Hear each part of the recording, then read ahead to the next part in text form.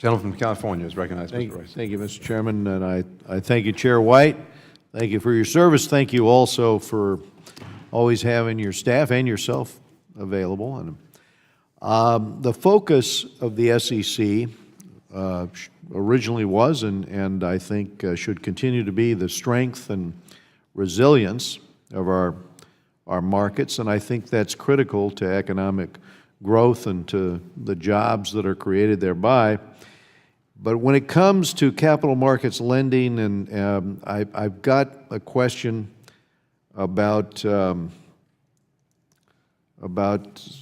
last few years and maybe some reflection that you would make, because we've had a lot of changes, major regulatory changes such as risk retention.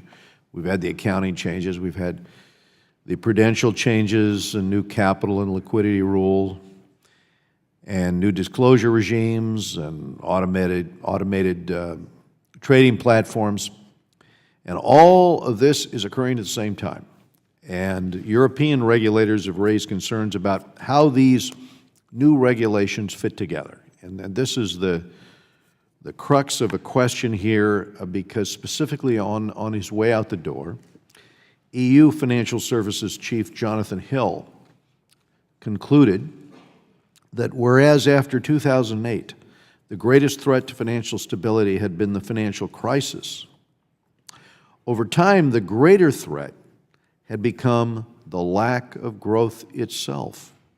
In other words, too little risk itself, in his words, became a stability risk. And then he went on to say that the crisis may have made the scale and the pace of regulatory change inevitable, but the various layers of regulation could have been better aligned. That was his reflection, and I was just going to ask you yours in terms of whether you agree with that sentiment.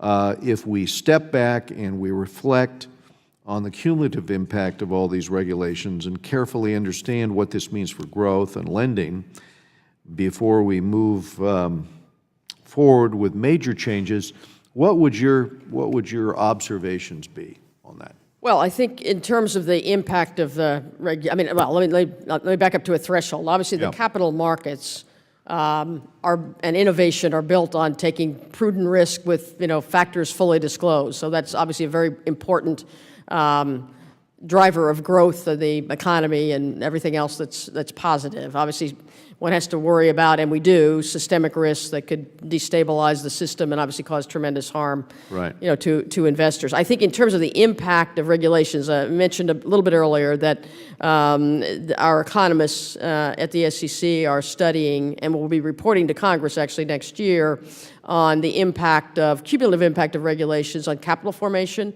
as well as corporate bond liquidity. And it's something we study all the time. When we do our rules, by the way, our economists do study the economic impacts, and they do look at not just the particular four corners of one rule and what you're changing there, but look, you've got these other 9 rules out there, so when you add this one, what's going to be the cumulative effect upon all sorts of economic impacts. There may be a benefit for investors, there may not be, but what's the cost of it? And one of the costs may be a cost to growth, and so you want to be concerned about that. Right, I understand, and I think the Financial Services Chief Jonathan Hill from the EU is just, in retrospect, looking at this, but at a time where, as you know, there's still more coming down the pipeline. We have discussions continue on Basel IV. We have the proposals on the fundamental review of the trading book.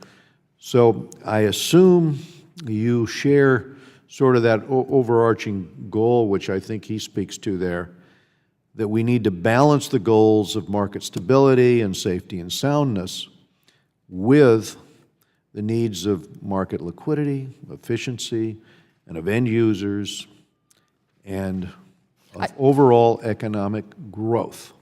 I think that, at least as I view it, that's part of the cost-benefit analysis that we do. I think you have to think more broadly, as I said before, when you do that, and that's very much a part of it. Well, I appreciate your observations and, again, your service, and thank you very much. Thank you very much. Thank you. Madam Chair.